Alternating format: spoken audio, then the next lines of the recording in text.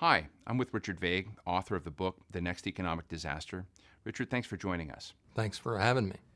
Richard, I'm interested in why you wrote this book and what the financial crises of 2008 and 2009 mean for the policy choices the nation needs to make and what this means for American society going forward.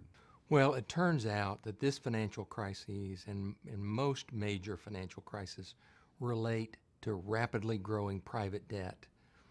And if that's the case, that means that future crises are preventable, which is extremely important, I think, in managing our economy. Furthermore, it means that we can go in and look at the excessive private debt that's been created and find ways to repair it, which will re-energize the economy. In the U.S. in 1950, private debt to GDP was 56%. Today it's 156%. It's tripled in 2 generations. So it's not private debt per se that's the issue.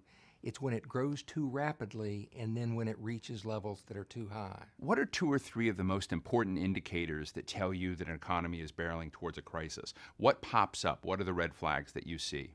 Well, the 2 that we look at the most are the growth in private debt. If in a period of 5 years you have a 20% or more growth in private debt to GDP, that's the first factor. The second is that your overall level of private debt is high. And we use roughly 150% aggregate private debt to GDP as that benchmark. Once you have a combination of those 2 things, you're highly likely to have a financial crisis. Tell me where China is today in both of those figures. China's figures are alarming. China's growth in private debt to GDP in the last 5 years is over 50%. You know, the numbers are a little fuzzy. You get slightly different numbers from slightly different sources. It's at least 40%. It's probably over 50%. And aggregate private debt to GDP is at least 180%. So China is at that point where a crisis is likely, and unless they take the appropriate steps, we're going to have an issue. But the other thing that has been a neglected tool here is restructuring problem debt.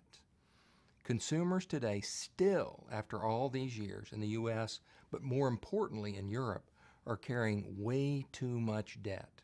And if they are having to make payments on debt, that means they're not spending it on goods and services, and frankly, that dampens economic growth.